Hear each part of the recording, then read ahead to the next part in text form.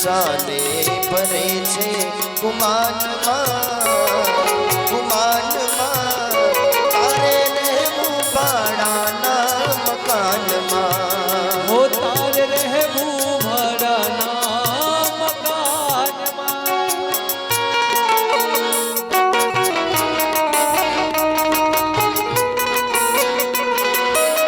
જય શ્રી રામ.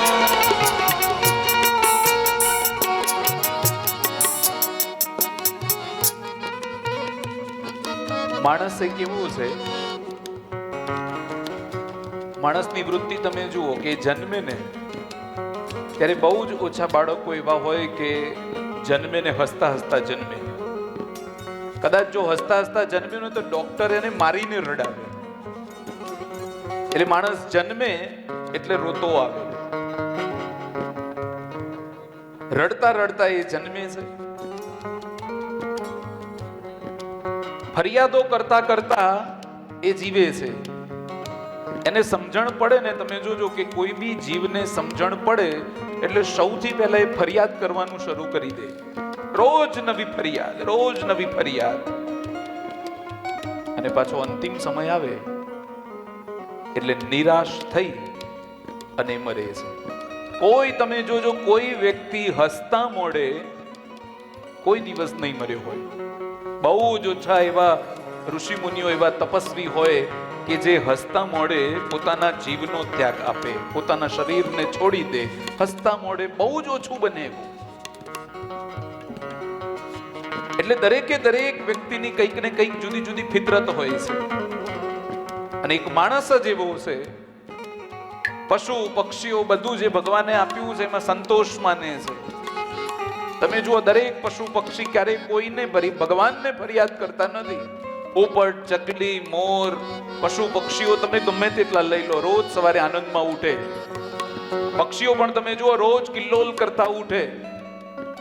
માણસ એક એવો છે કે સવારે ઉઠે ને તો એ રડતો જ ઉઠે છે, રાત્રે સૂઈ જાય તો પણ રડતો જ સૂઈ જાય છે. એને એમ છે કે આ બધું હું જ કરું છું, એને એમ છે કે આ બધું ભેગું હું જ કરું છું, આ મારા દ્વારા જ થાય છે, આ કે સૃષ્ટિ આખી મારા દ્વારા જ ચાલે છે.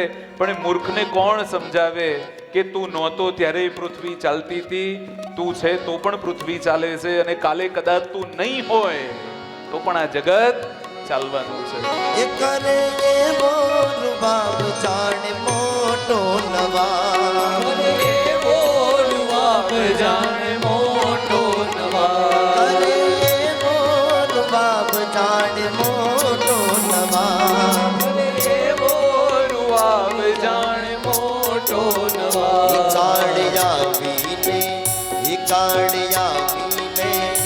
કાળ આવીને કહેશે તારા કાનમાં તારે રહેવું ભાડાના મકાનમાં. જીવ સાને ફરે છે અભિમાનમાં, અભિમાનમાં તારે રહેવું ભાડાના મકાનમાં, ઓ તારે રહેવું ભાડાના મકાનમાં, હે તારે રહેવું ભાડાના મકાનમાં. માટે અભિમાનનો ત્યાગ કરો, તમારું કશું છે નહીં. અને કોણ કોના માટે ભેગું કરે છે એ તો કોઈને ખબર હોતી નથી. તમે કોના માટે ભેગું કર્યું છે તમને ખબર છે? તમે જે સંપત્તિ બનાવી, ધન બનાવ્યું, જમીન ખરીદી, બંગલો ખરીદ્યો, ગાડી લાવ્યા, બધું જ બરાબર છે, પણ એના તમે રખેવાળ છો. જે ધન તમારા સત્કાર્યમાં વપરાય છે એના તમે ધણી છો, એ તમારું છે, એને તમે વાપર્યું કહેવાય. સત્કાર્યમાં જે વપરાય છે એના તમે સ્વામી છો. બાકી બેંકમાં, તિજોરીમાં, લોકરમાં પડ્યું છે એના તો તમે માત્ર રખેવાળ છો, સાચવવા વાળા છો. અને એટલે બધું જ વિચાર છોડી દઈ, મગજમાંથી તમારે જવાનું છે એવો વિચાર છોડી દઈ, કેવલ ભગવાનને આશ્રિત થાઓ. કારણ કે આપણા પરિવારમાં સૌભાગ્યની વાત છે કે આપણને ભાગવતજી પ્રાપ્ત થયા છે. ભાગવતજીનો સુયોગ આપણને મળ્યો છે, આ અવસર આપણને મળ્યો છે.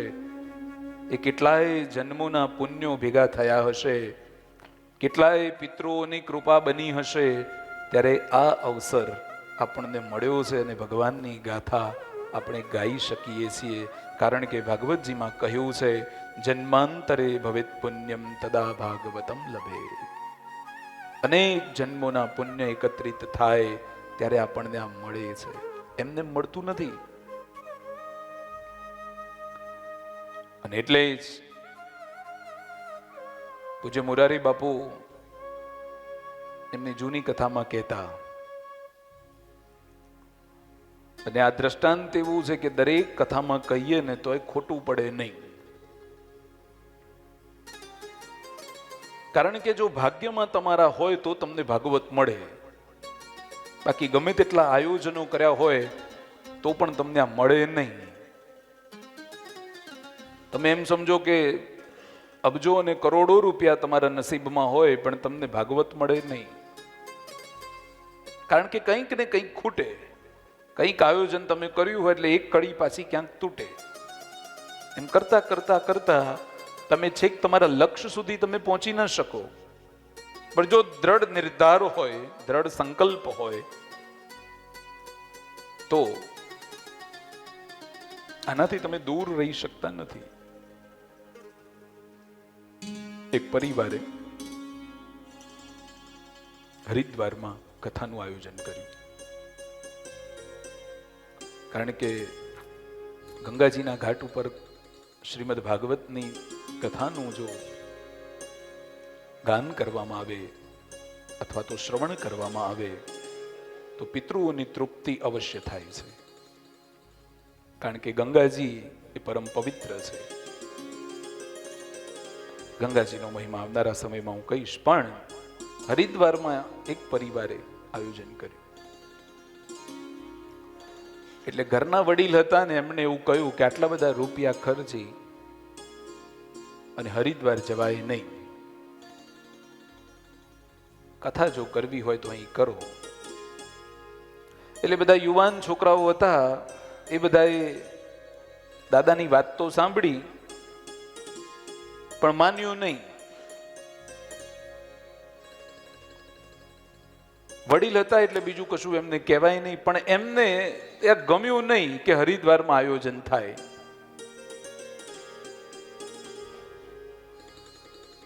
ઘરના વડીલે એવું કહ્યું કે તમારે બધાએ હરિદ્વાર કથામાં જવું હોય તો જાઓ, મારે આવવું નથી. બધા છોકરા ભેગા થઈ અને દાદાને મનાવે કે દાદા આવું ન કરાય, આપણા પિતૃઓ પાછળ કથા કહેવાની છે, આપણા પિતૃઓ રાજી થશે, તમે ના આવો એમ ન ચાલે. જેમ તેમ કરી અને દાદાને મનાવવાનો ખૂબ પ્રયત્ન કર્યો અને દાદા માન્યા પણ ખરા. બોલે નહીં, ચૂપચાપ આમ ટ્રેનમાં બેસી જ રહે, કોઈને કશું કે નહીં, કઈ નહીં. રિસાયેલા હતા એટલે કશું બોલે નહીં. પહોંચ્યા તો ખરા જેમ તેમ કરી. પોથી યાત્રાનો સમય થયો. છોકરાઓ બધા નાના નાના પોથી યાત્રા કરે. પોથી યાત્રા સરસ મજાના વાગતા ઢોલે. પોથી યાત્રા થઈ, શેરી વળાવી, સજે કરો. કરતા કરતા કરતા પોથી યાત્રા થઈ. એમાં કેટલાક છોકરાઓ હશે એ ભેગા થઈ અને આનંદમાં ને આનંદમાં ફટાકડા ફોડે. એમાં એ દાદા ચાલતા હતા, એની આગળ એક છોકરાએ મોટો બોમ્બ ફોડ્યો. જેવો બોમ્બ ફૂટ્યો અને દાદાના કાન થયા બંધ, સંભળાવાનું બંધ. સંભળાવાનું બંધ થયું.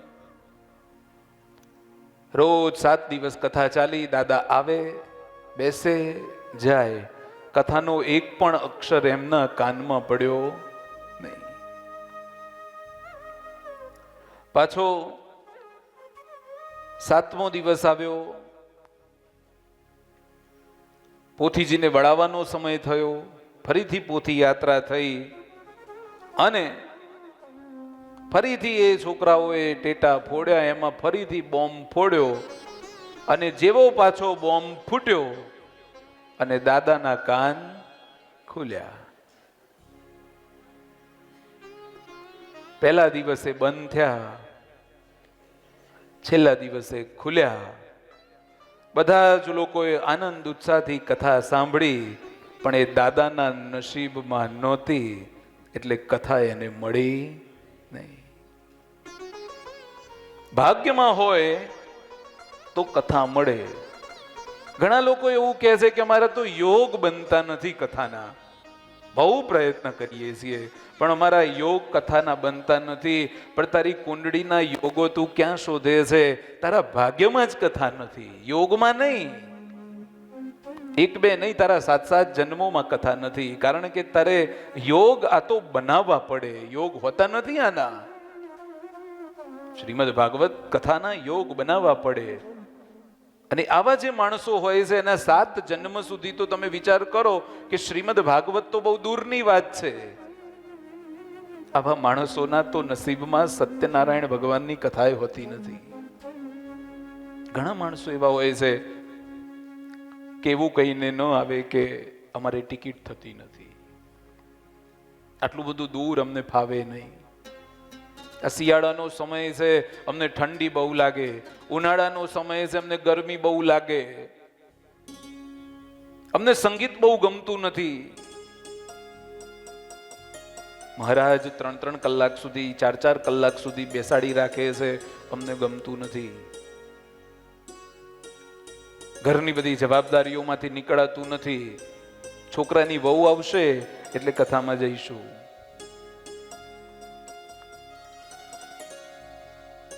ઘરની જરોજથામાંથી નીકળાતું નથી. શું કરીએ? ઘણા બધાને તો એવો હોય કે અમને ભાગવતની કંકોત્રી મળી નથી એટલે અમે જઈએ નહીં. પણ શ્રીમદ ભાગવત કથા જ્યાં ચાલતી હોય ત્યાં કંકોત્રીની જરૂર હોતી નથી, કોઈ આમંત્રણની જરૂર હોતી નથી, કોઈ પત્રિકાની જરૂર હોતી નથી. કોઈ કે અને તમે આવો તો પછી દાદા જેવું થાય. એના કરતા તમે ઘેર બરાબર છો, ક્યાંય નીકળવાની જરૂર નથી. જ્યાં છો ત્યાં જ બરાબર છો. ભાગવતથી મુક્તિ મળે છે. અને આ ભાગવતજી મેં તમને ગઈકાલે પણ કહ્યું હતું, આજે ફરીથી કહું છું કે આ ભાગવતજી કોઈ સામાન્ય ગ્રંથ નથી. આનો અનુભવ જેને થાય, આની જોડે જેની પ્રીતિ થાય, એને જ ખબર પડે કે શ્રીમદ ભાગવત છે શું.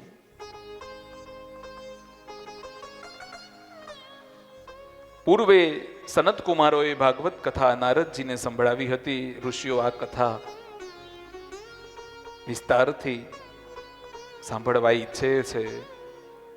સૂતજી કહે છે કે જે કથા મને નારદજીએ સંભળાવી હતી એ જ હું તમને કહું છું. અને સૂતજીએ કહ્યું કે સુખદેવજી મહારાજ જ્યારે શ્રીમદ ભાગવતની આ દિવ્ય ગાથા પરીક્ષિત રાજાને સંભળાવવા માટે તૈયાર થયા, તે સમયે સ્વર્ગમાંથી દેવો અમૃત લઈને આવ્યા છે. દેવોએ અમૃત આપતા કહ્યું કે આ અમૃત અમે તમને અર્પણ કરીએ, તમે અમને કથા આપો. સુખદેવજી મહારાજે પરીક્ષિતને પણ પૂછ્યું છે કે તારે દેવો જે અમૃત લઈને આવ્યા છે એ તારે પીવું છે કે જે કથાનો જે રસ છે એ તારે પીવો છે? ત્યારે બંનેનો ભેદ પરીક્ષિત મહારાજે જાણ્યો. જો અમૃત પીવાશે તો અમર બનાશે, અને જો કથાનો રસ જો પીવાશે તો અભય બનાશે. અને આ કથા આપણને અભય બનાવે છે.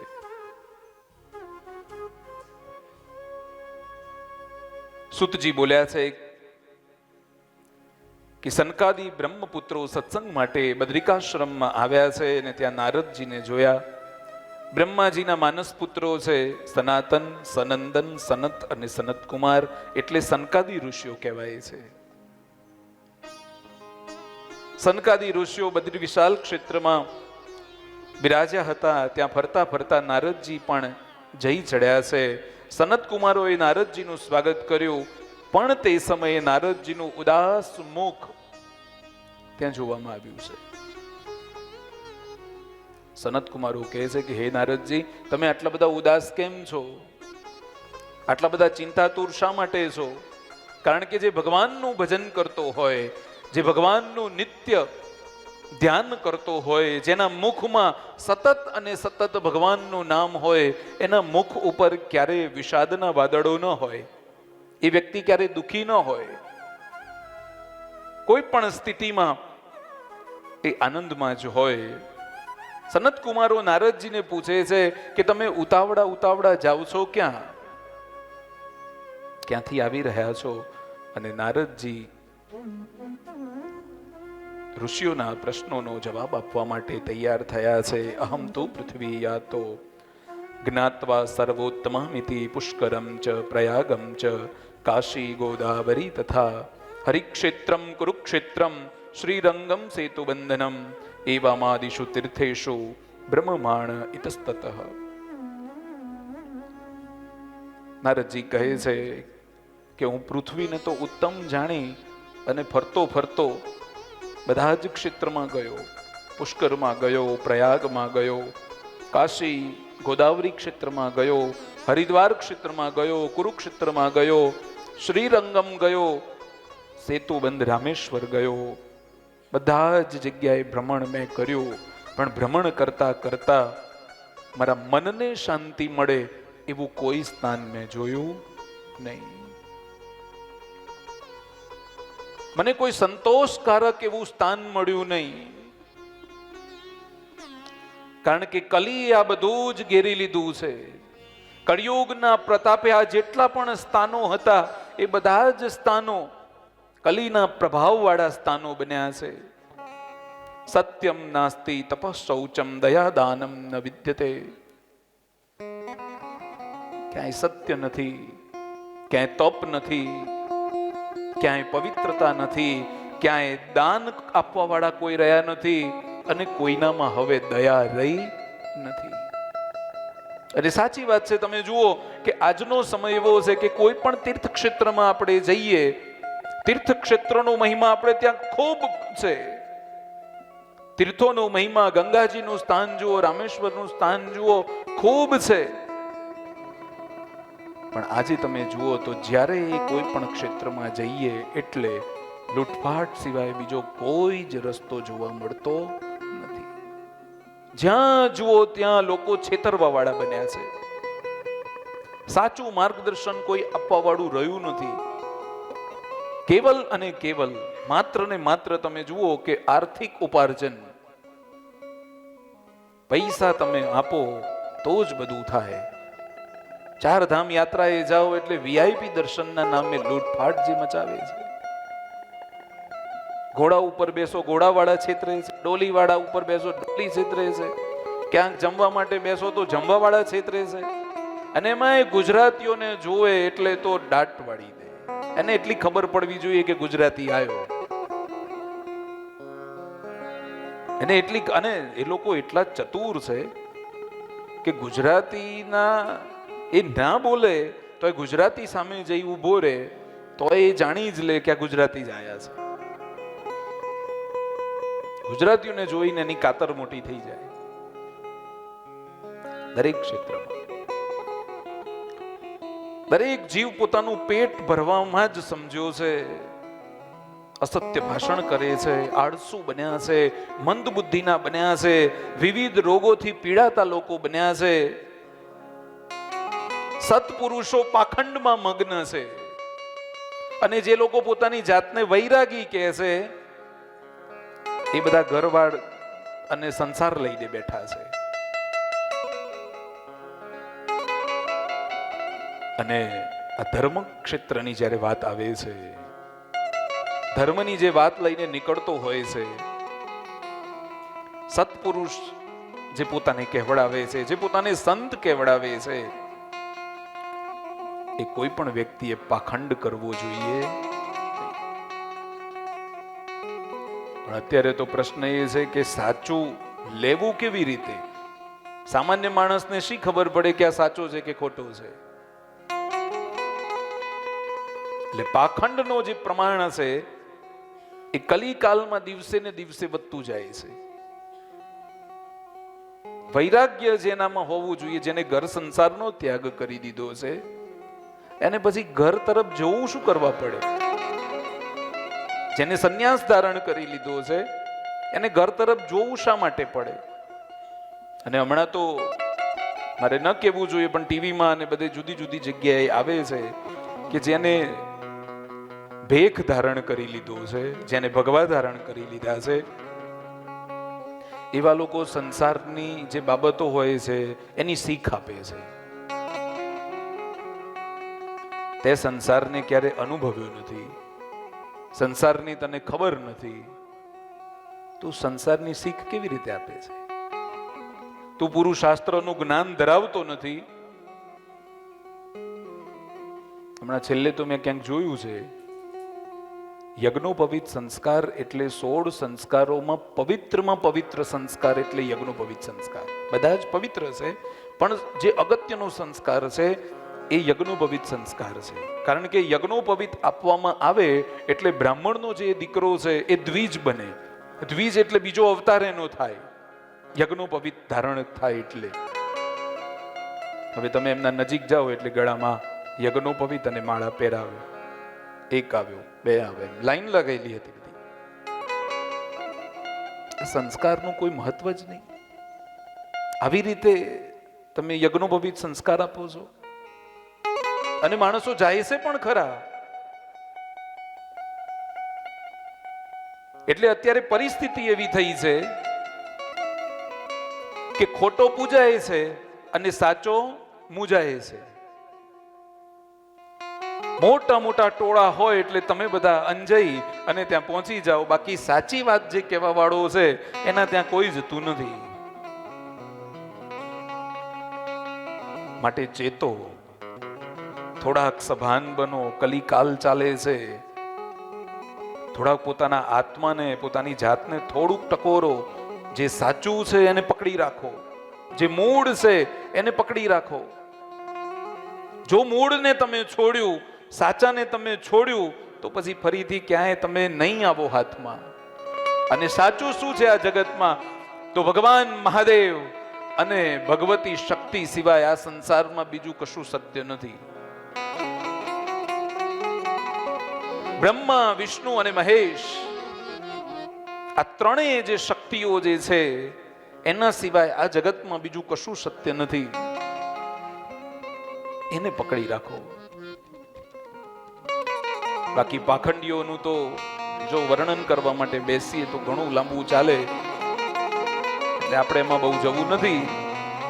પણ નારદજી કહે છે કે પૃથ્વી ઉપર બધી જગ્યાએ મેં પાખંડીઓને જોયા, વૈરાગીઓને મેં ઘર બાર એટલે કે ઘર વસાવતા મેં જોયા. પ્રત્યેક ઘરની અંદર હવે સ્ત્રીઓનું રાજ ચાલે છે એવું પણ મેં જોયું. હોમ મિનિસ્ટરની સહી થાય તો જ તિજોરી ખુલે, બાકી તિજોરી ખુલે નહીં.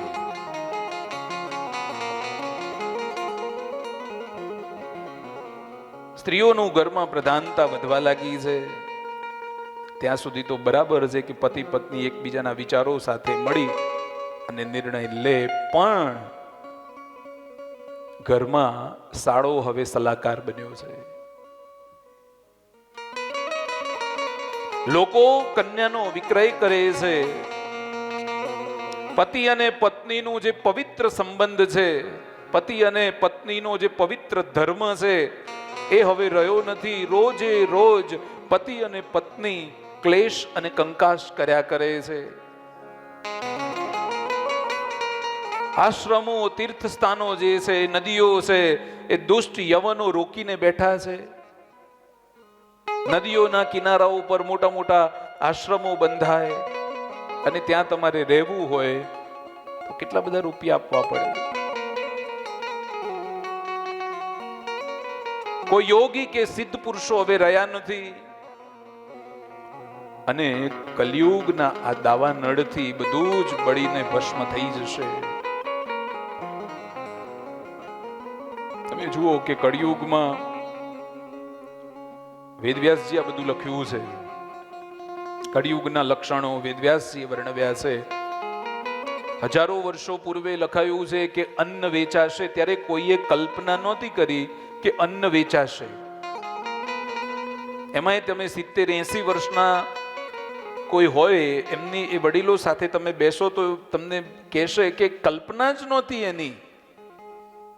કારણ કે તમે કોઈ ધર્મ ક્ષેત્રમાં જાઓ તો પણ ત્યાં તમને અન્ન ક્ષેત્ર મળી રહેતું અને ત્યાં તમને પ્રસાદી રૂપે ભોજન મળતું. કોઈ એવો ભાવ, કોઈ એવી કલ્પના નહોતી કે અન્ન વેચાશે. આજે તમે જુઓ સૌથી મેક્સિમમ મોટા ભાગે બધું જ વેચાય છે. અને હવે તો બહુ શોર્ટકટ થઈ ગયું છે. પહેલા તો ભાઈ બીજ હોય, ભાઈ ઘેર આવે એટલે બેન બધું સરસ મજાનું પોતાના ઘેર બનાવી અને જમાડે પોતાના હાથથી. એવો ભાવ હોય કે મારા હાથથી હું મારા ભાઈને જમાડું. પણ આજે નજીકની હોટલ શોધી લે, ભાઈ બીજ ત્યાં કરી દઈએ. કોઈ ભાવ રહ્યો નથી. અન્ન વેચાય છે, એનો ઉપયોગ કરે છે. પાણી વેચાશે એવી કલ્પના ક્યારેય નહોતી. આજે તમે જુઓ પાણી વેચાય છે. પાણી તો પરબો બંધાતી. આપણી તો પરંપરા અને સંસ્કૃતિ છે કે અન્ન ક્ષેત્ર અને પરબ તો ક્યાંય તમારે પૈસો ખર્ચવો ન પડે. આજે બેમાંય પૈસો ખર્ચવો પડે.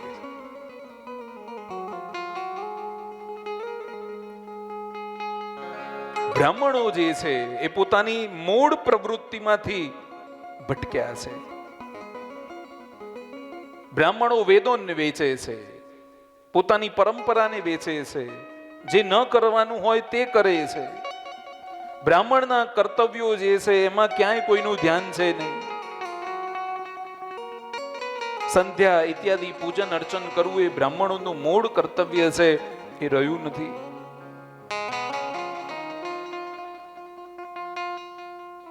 સ્ત્રીઓ ધનને લઈ અને ચારિત્ર ભ્રષ્ટ બની છે.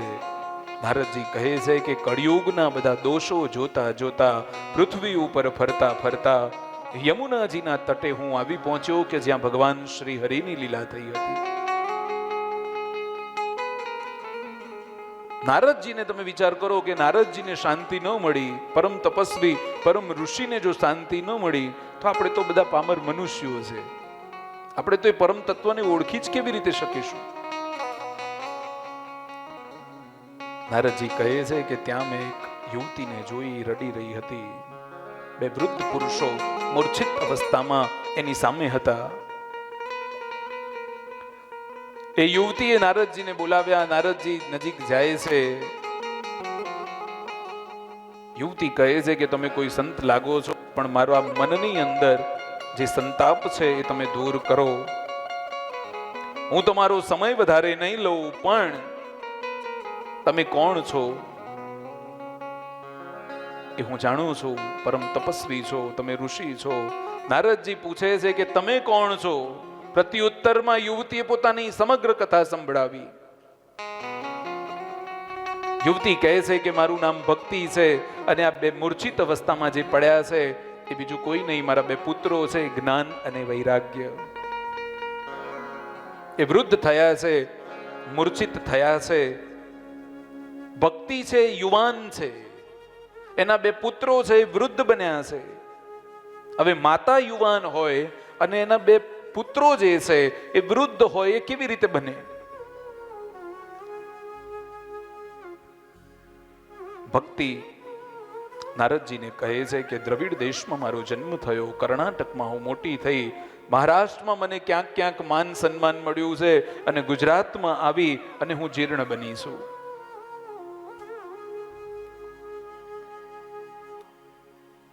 ભક્તિને ચિંતા છે કે મારા બે પુત્રો જ્ઞાન અને વૈરાગ્ય, એને મૂર્છા આવી છે, એ બેભાન અવસ્થામાં છે, મૃત અવસ્થામાં છે, એ જાગૃત કેવી રીતે થાય? ભક્તિ કહે છે કે વૃંદાવનમાં હું આવી એટલે હું તો યુવાન બની, પણ મારા બે પુત્રો હજુ મૂર્છિત અવસ્થામાં છે. નારદજી ભક્તિને આશ્વાસન આપે છે કે તમે ચિંતા કરશો નહીં, તમારા બે પુત્રોને જગાડવા માટે હું અનેક પ્રયત્નો કરીશ, જ્ઞાન અને વૈરાગ્યને હું જગાડીશ. કારણ કે સતયુગ, દ્વાપર યુગ અને ત્રેતા યુગ, આ ત્રણેય યુગ એવા હતા કે જેમાં જ્ઞાન અને વૈરાગ્યને પ્રધાનતા આપવામાં આવી હતી. કલિકાલ જ એક એવો છે કે જેમાં જ્ઞાન અને વૈરાગ્યને કોઈ સ્થાન નથી, કોઈ સમજવા જ તૈયાર નથી. જ્ઞાન અને વૈરાગ્યનું કોઈ મહત્વ જ નથી. નારદજીએ જ્ઞાન અને વૈરાગ્યને જગાડવા માટે અનેક પ્રયત્નો કર્યા. ગીતાજીના પાઠ કર્યા છે, વેદ મંત્રોના ઘોષ કર્યા છે, અનેક પારાયણો કર્યા છે, પણ જ્ઞાન અને વૈરાગ્ય જાગૃત થતા નથી. ગીતાજીના પાઠ કર્યા, વેદઘોષ થયા, એટલે જ્ઞાન અને વૈરાગ્યની થોડીક આંખો ખોલી, પણ પાછી આળસ આવે છે. આળસ આવી અને પાછા જ્ઞાન અને વૈરાગ્ય સૂતા છે. જાગૃત પૂર્ણ રીતે ન થઈ શક્યા. જ્ઞાન અને વૈરાગ્યના વાળ જે છે એ સફેદ થઈ ચૂક્યા હતા. નારદજી ચિંતામાં પડ્યા. નારદજી વિચાર કરે કે વેદઘોષ કર્યા છે. નારદજીએ જ્ઞાન અને વૈરાગ્યના કાનમાં પણ મોટે મોટેથી બૂમો પાડી છે કે તમે જાગો. જ્ઞાનને પણ કહે છે કે તમે જાગો, વૈરાગ્યને કહે છે તમે જાગો, પણ જાગતા નથી. એવા સમયે આકાશવાણી થઈ. આકાશવાણીમાં કહેવામાં આવ્યું કે નારદજી, તમારો પ્રયત્ન ઉત્તમ છે, તમે પ્રયત્ન ખૂબ સારો કર્યો છે, પણ જ્ઞાન અને વૈરાગ્યને જાગૃત કરવા માટે તમે કોઈ સત્કર્મ કરો. નારદજી પ્રશ્ન કરે છે કે સત્કર્મ હું કયું કરું? આકાશવાણી કહે છે કે તમને સંતો મળશે, તમને મહાપુરુષો મળશે, અને એ તમને સત્કર્મ કયું કરવું એ તમને બતાવશે. અને નારદજી બધાને પૂછે છે કે એવું તે હું કયું સત્કર્મ કરું કે જેના કારણે જ્ઞાન અને વૈરાગ્ય જાગૃત થાય? મને કોઈ એવો ઉપાય બતાવો કે જ્ઞાન અને વૈરાગ્યને હું જાગૃત કરી શકું. અને નારદજીએ બદ્રિકાશ્રમની અંદર સનત કુમારોને આ સમગ્ર કથા સંભળાવી છે. અને સનત કુમારો નારદજીને કહે છે કે નારદજી, તમે ભગવાન નારાયણની કથા કરો, તમે શ્રીમદ ભાગવતની કથા કરો, તમારી ઈચ્છા જરૂરથી પૂર્ણ થશે. અને આ કલિયુગમાં પૂજ્ય ડોંગરેજી બાપાને આપણે સાંભળીએ, મોરારી બાપુને આપણે સાંભળીએ, પૂજ્ય દાદાજીની જે કથાઓ થઈ અથવા તો પૂજ્ય દાદાજીએ જે લખ્યું છે એને આપણે ક્યાંક વાંચીએ, પુનિત મહારાજને વાંચીએ, સ્વામી વિવેકાનંદજીને આપણે વાંચીએ, પૂજ્ય ભાઈશ્રીની કથાઓ જો આપણે શ્રવણ કરીએ તો એટલો વિશ્વાસ તો મને પૂરેપૂરો છે, દ્રઢ ભરોસો છે કે શ્રીમદ ભાગવતની કથાના સંકલ્પ માત્રથી, શ્રીમદ ભાગવતની કથાના શ્રવણ માત્રથી તમારા જે કોઈ મનોરથો હોય છે એ અવશ્ય સંપન્ન થાય છે. એમાં કોઈ જ મિનમેક નથી. ભલે ઘોર કળિયુગ ચાલતો હોય, ગમે તેવી પરિસ્થિતિ હોય, પણ શ્રીમદ ભાગવતનું પૂર્ણ ફળ એ અવશ્ય મળે છે. કેવલ અને કેવલ પિતૃઓના મોક્ષ માટે આ કથા નથી, એ તો થવાનો જ છે. પિતૃઓના મોક્ષની તો આ ગાથા છે જ, પણ દરેક મનુષ્ય એને જે સંકલ્પ સાથે આ કથા કરે છે અથવા તો એનું શ્રવણ કરે છે, એનો પાઠ કરે છે, એના સંકલ્પ ભગવાન નારાયણ અવશ્ય પરિપૂર્ણ કરે છે. સનત કુમારો પણ નારદજીને કહે છે કે તમે શ્રીમદ ભાગવતની કથા કરો, તમારો મનોરથ, તમારી ઈચ્છા જરૂરથી પરિપૂર્ણ થશે, જ્ઞાન અને વૈરાગ્ય જરૂરથી જાગૃત થશે, તેનો પ્રચાર કરો, લોકોનું કલ્યાણ પણ આમાં થશે. અને નારદજી કહે છે કે ભાગવતમાં વેદોનો તો અર્થ છે, જેમાં વેદોનો કેવલ અર્થ છે. મેં તો વેદ પારાયણ કર્યા છે, તો પણ આની અસર થઈ નથી, એનું કોઈ પરિણામ આવ્યું નથી. અને સનત કુમારો કહે છે કે વેદમાંથી જ ભાગવતજી નીકળ્યા છે, કારણ કે વેદોનો જે મૂળ સંદેશ છે એ જ શ્રીમદ ભાગવત છે. પણ ભાગવતજીમાં વેદાંત અને વેદ કરતા પણ વિશેષ શક્તિ છે. અને નારદજી ને ઋષિકુમારો કહે છે કે તમે પોતાના દુઃખથી નથી આવ્યા. નારદજીને પોતાનું દુઃખ નહોતું. નારદજીના સંતાનો જ્ઞાન અને વૈરાગ્ય નહોતા, એ તો બીજાના દુઃખે દુઃખી છે. ભક્તિ મહારાણીના કારણે દુઃખી છે, અને બીજાના દુઃખે દુઃખી હોવાને કારણે ભગવાન પણ જલ્દી સાંભળે છે કે તમે પરોપકાર માટે તમે આવ્યા છો. અને ભાગવતની કથા કહેવા માટે તૈયાર થયા છે. ભાગવતની કથા જ્ઞાન અને વૈરાગ્યની વૃદ્ધિ માટે ભક્તિ વધારવા વાળી આ દિવ્ય કથા છે. અને તમે શ્રીમદ ભાગવત જ્ઞાન યજ્ઞનો તમે પ્રારંભ કરો. ભાગવત કથાનું પાન કરવા માટે બધા જ લોકો ગંગા કિનારે આવ્યા. દરેક ઋષિ મુનિઓને બધાને જેમ જેમ ખબર પડી કે નારદજી કથા કહેવા માટે તૈયાર થયા છે, અને બધા જ લોકો ગંગાજીના ઘાટ પર આવે છે. નારદજી હાથ જોડીને બેઠા છે. દરેક ઋષિ મુનિઓ ગંગાજીના ઘાટ પર આવ્યા છે. કથાની સંપૂર્ણ તૈયારીઓ થઈ છે, અને સનત કુમારો ભાગવત કહેવા માટે તૈયાર થયા છે. નારદજી પણ ત્યાં બિરાજમાન છે. સનત કુમારો કહે છે કે ભગવાનની જે આ કથા છે એ અતિ દિવ્ય અને સુમધુર છે. આ જે કથા છે એ કોઈ સામાન્ય કથા નથી. આ કથાના શ્રવણ માત્રથી સાક્ષાત પૂર્ણ પરમાત્મા ભગવાન શ્રી કૃષ્ણ કાનના માધ્યમથી આપણા હૃદય સુધી પહોંચે છે. સનત કુમારો કહે છે કે ભાગવતજીના ગ્રંથમાં 18,000 શ્લોકો છે, અને 18 એટલે પરિપૂર્ણ સંખ્યા. ઋષિઓ કહે છે કે જેટલી પરમાત્મામાં શક્તિ છે એટલી જ શક્તિ ભાગવતજીમાં છે. અને ભાગવત એ પરમાત્મા સાથે પ્રેમ કરવાનું કહે છે. ભાગવત એ પરમાત્માનું નામ સ્વરૂપ છે. ભાગવત આપણને અભય બનાવે છે. ભાગવતની કથા અમર છે. ભાગવત એ પરમાત્માની દિવ્ય શબ્દમય મૂર્તિ છે. ભાગવતમાં ઘણી શક્તિ રહેલી છે. ભાગવતજીમાં દિવ્ય શક્તિઓ પણ રહેલી છે. અને ભાગવતની જે કથા છે એ આપણા પિતૃઓને તારનાર તો છે જ, પણ આપણું જીવન પણ ધન્ય બનાવનાર છે.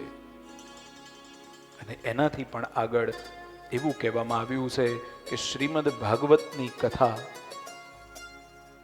એ કેવી રીતે મરવું એ આપણને શીખવાડે છે.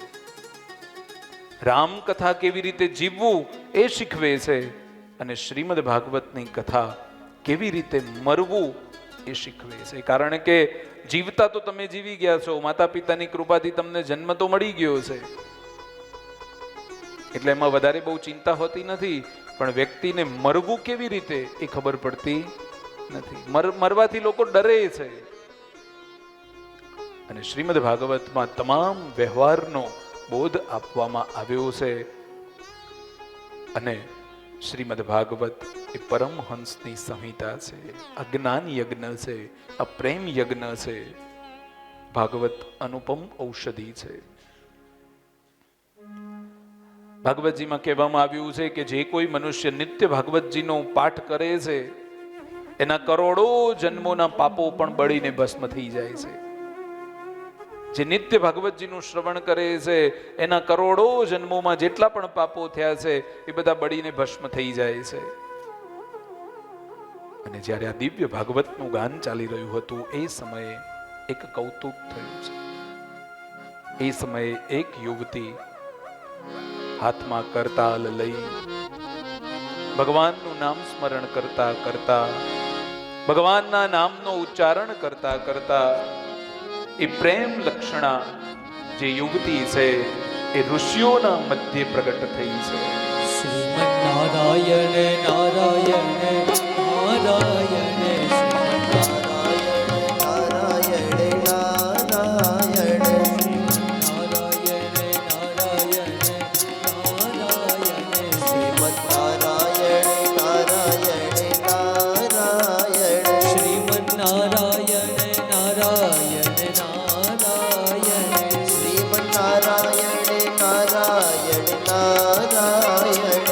ભજો નારાયણ નારાયણ નારાયણ ભજો નારાયણ નારાયણ નારાયણ ભજો નારાયણ નારાયણ નારાયણ જપો નારાયણ નારાયણ નારાયણ શ્રીમન નારાયણ નારાયણ નારાયણ શ્રીમદ નારાયણ નારાયણ નારાયણ.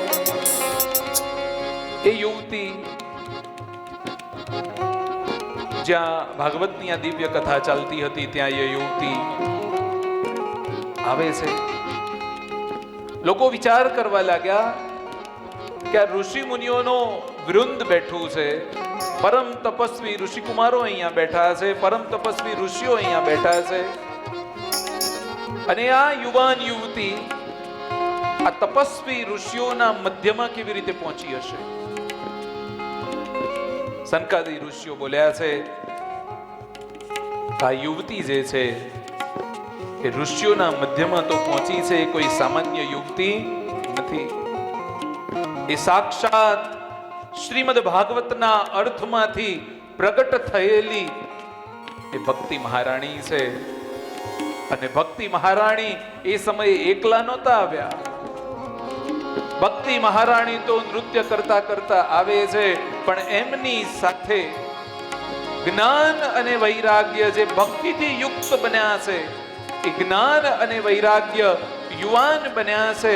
અને ભક્તિ મહારાણી જે ભગવાનના ગુણગાન ગાય છે, એ પોતાના બંને પુત્રો સાથે જે ઋષિ મુનિઓની સભા છે એમાં નૃત્ય કરતા કરતા પ્રભુનું સ્મરણ કરે છે. જય જય ગોવિંદ ગોવિંદ ગોપાલા જય જય ગોવિંદ ગોવિંદ ગોપાલા જય જય ગોવિંદ ગોવિંદ ગોપાલા જય જય ગોવિંદ ગોવિંદ ગોપાલા જય જય ગોવિંદ ગોવિંદ ગોપાલા જય જય ગોવિંદ ગોવિંદ ગોપાલા રાધે ગોવિંદ ગોવિંદ ગોપાલા રાધે ગોવિંદ ગોવિંદ ગોપાલા.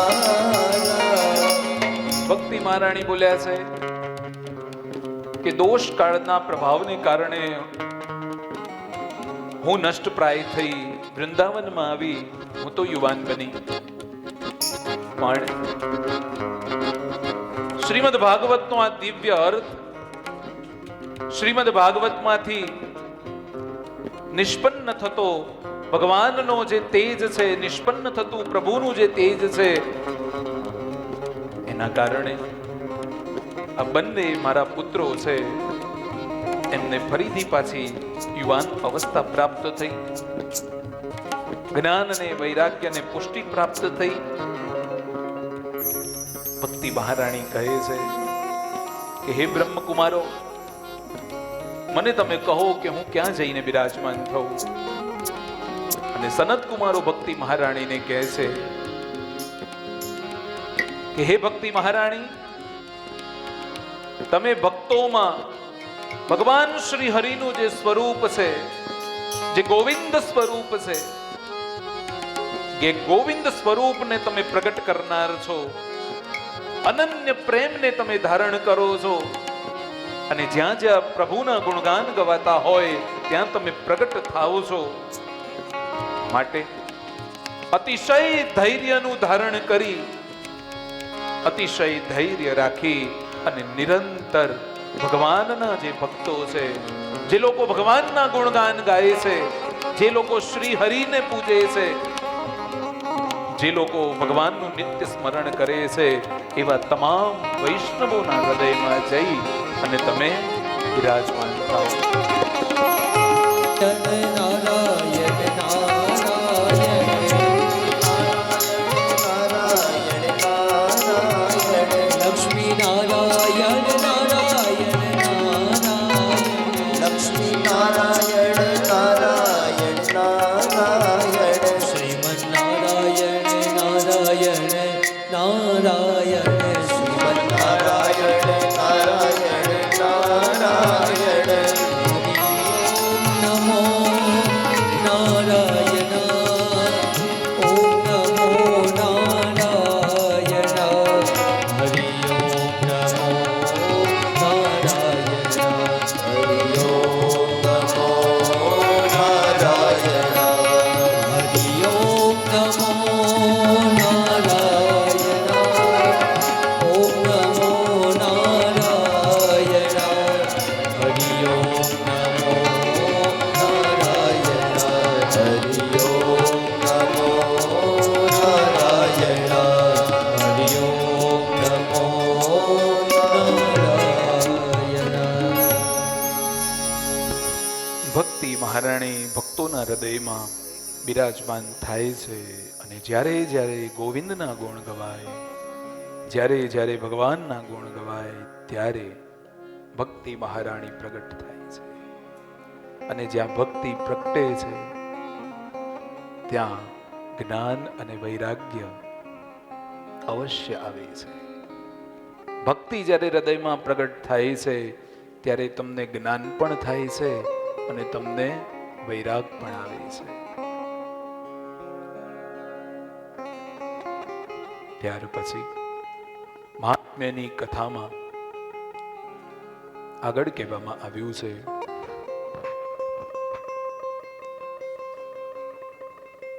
કે ભગવાનની કથા તમે સાંભળો,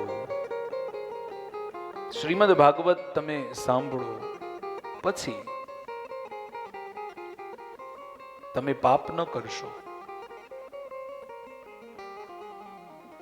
તમે નહોતા જાણતા ત્યાં સુધી બરાબર હતું, પણ તમે જાણો પછી પાપ કરો એ યોગ્ય નથી. શ્રીમદ ભાગવતની કથા સાંભળ્યા પછી પાપ ન કરો. મનથી નિશ્ચય કરો કે અત્યાર સુધી આપણાથી જે થવાનું હતું, જેવી રીતે થવાનું હતું એ બધું થયું.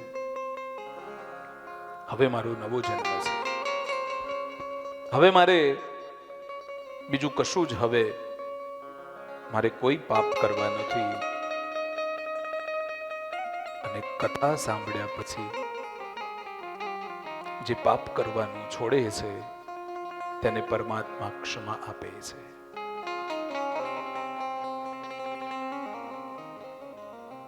કથા સાંભળ્યા પછી આપણામાં પરિવર્તન આવવું જોઈએ અને પરમાત્મા એને જ પોતાની પાસે બોલાવે છે. પરમાત્મા એને જ કૃપા દ્રષ્ટિ આપે છે કે જે નીતિપૂર્વક ખૂબ પવિત્રતાથી ભગવાનનું ભજન કરે.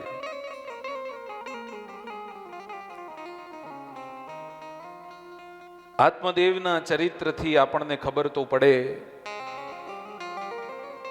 કે ભગવાન જે કરે છે એ જ સાચું છે. કોઈ પણ વ્યક્તિ ગમે તેટલો પ્રયત્ન કરે પણ પ્રભુ કૃપા છે એ જ શ્રેષ્ઠ છે. અને એટલા માટે તુંગભદ્રા નદીને કિનારે આત્મદેવ નામનો બ્રાહ્મણ તેની પત્ની સાથે રહેતો હતો.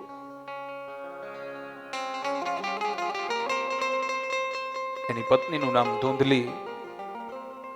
આત્મદેવ પરમ પવિત્ર, નિત્ય પ્રભુનું સ્મરણ કરે, નિત્ય ભગવાનનું ગુણગાન કરે, પણ એની પત્ની નઠારા સ્વભાવની. આત્મદેવને કશું કરવા ન દે. અને ધૂંધલી કોને કહેવાય? જેનું આખું જીવન ધૂંધળું હોય એને ધૂંધલી કહેવાય. એને તો બરાબર દેખાય નહીં, પણ જે કોઈ સારું જોતું હોય એને જોવા ન દે એને ધૂંધલી કહેવાય. એનાથી પણ જો તમને સમજાય એવું મારે કહેવું હોય તો બીજાની પંચાયત કરવામાં જેને રસ પડે એને ધૂંધલી કહેવાય. પોતાનું ના જુએ, એ બીજાનું જુએ. જેનો સ્વભાવ ઝઘડાવાળો હોય, રોજ કોઈની સાથે ઝઘડી પડે, એટલે હવે તમે કથા સાંભળી છે, કોઈને તમે ઝઘડતા જુઓ એટલે તમારે બહુ ચિંતા કરવાની, તમારે સમજુ લેવું કે ધૂંધલી જ છે. પંચાયતમાં રસ પડે, ઝઘડામાં રસ પડે, કોઈનું ખોટું કરવામાં રસ પડે, દેખા દેખીમાં રસ પડે, એ બધા ધૂંધલીના સ્વરૂપ છે. આત્મદેવને ઘણી સંપત્તિ હતી, પણ એક વાતે દુખી. આત્મદેવ બ્રાહ્મણ છે, તપસ્વી છે, અને તમે જોજો કે બહુ જ ઓછા કિસ્સામાં એવું સાંભળવા મળે છે કે બ્રાહ્મણ પાસે સંપત્તિ હોય. આત્મદેવ પવિત્ર છે અને સંપત્તિવાન છે. ઘણી સંપત્તિ એની પાસે હતી.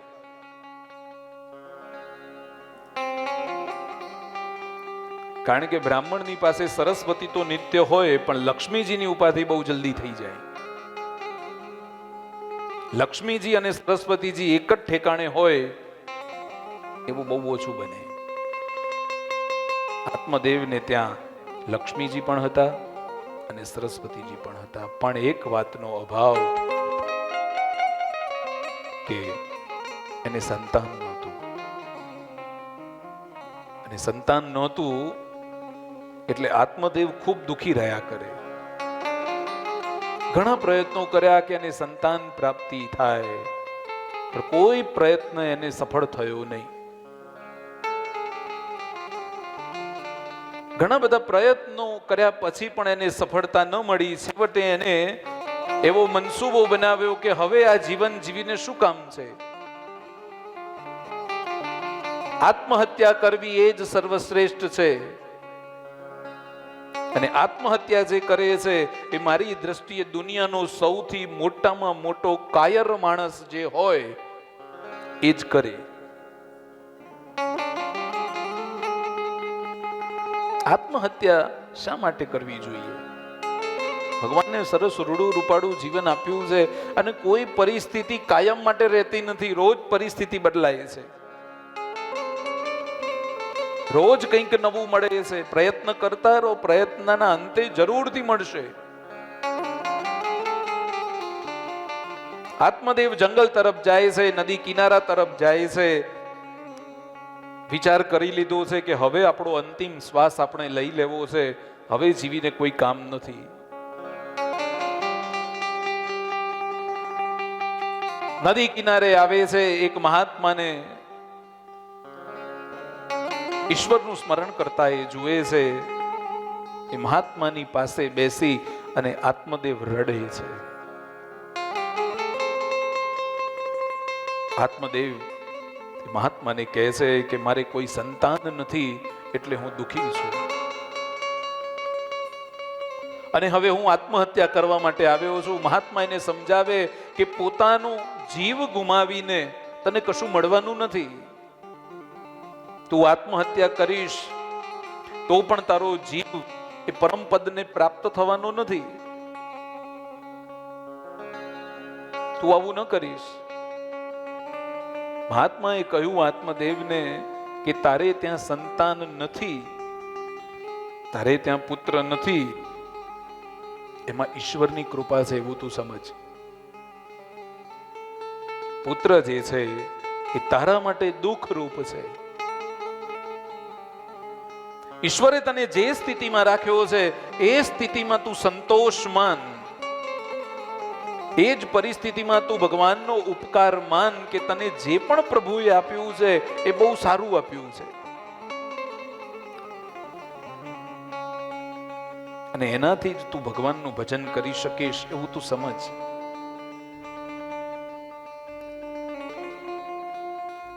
આત્મદેવ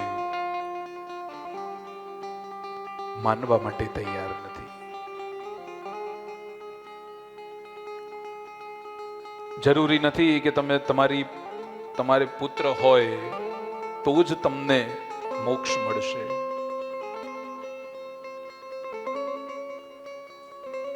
જો ભગવાને સંતાન આપ્યા છે, પુત્ર આપ્યો છે,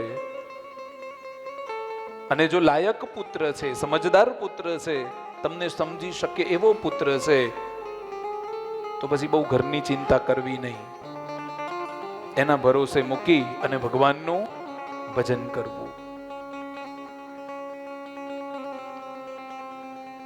સંતાન પોતાનું લાયક છે, તમને ખબર છે કે આ બીજું કશું કરવાનું નથી, બધી જ રીતે યોગ્ય છે, પછી માતા પિતાએ ચિંતા કરવાનો વિષય આવતો નથી. એને સોંપી અને તમારે ભગવાનનું જ ભજન કરવું. પણ જો એનાથી પરિસ્થિતિ વિપરીત હોય, સંતાન જો લાયક નથી, સંતાન તમારા કહ્યામાં નથી, તો પણ તમે ભગવાનનું ભજન કરો. એવું માનીને તમે ભગવાનનું ભજન કરો કે હવે મારા દીકરાથી તો મને કંઈ મળવાનું નથી, જે કરવાનું છે હવે મારે જ કરવાનું છે. બે પરિસ્થિતિ છે, બે પરિસ્થિતિ વિપરીત છે, પણ મૂળ કેન્દ્ર સ્થાને છે ભગવાનનું ભજન. લાયક છે તો પણ ભજન કરો, તો નિશ્ચિત થઈને કરો. નથી લાયક તો પણ ભગવાનનું ભજન કરો કે તમને પરમપદ સુધી લઈ જાય. સત્કાર્યનો માર્ગ તમારે જાતે જ નક્કી કરવાનો છે.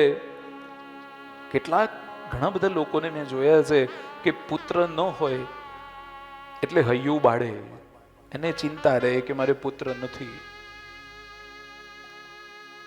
પણ ભાગવતજીમાં એનો ઉલ્લેખ છે કે પુત્ર હોય તો પણ તમારે કશા એવું કહી શકાય કે જો લાયક પુત્ર છે તો બહુ ચિંતા કરવાની જરૂર નથી. પણ પુત્ર શું કરવાનું? તમારી મુક્તિનો માર્ગ તમારે જાતે નક્કી કરવાનો છે. અને તમે જુઓ કે મોટા ભાગે એક માતા પિતાનું જીવન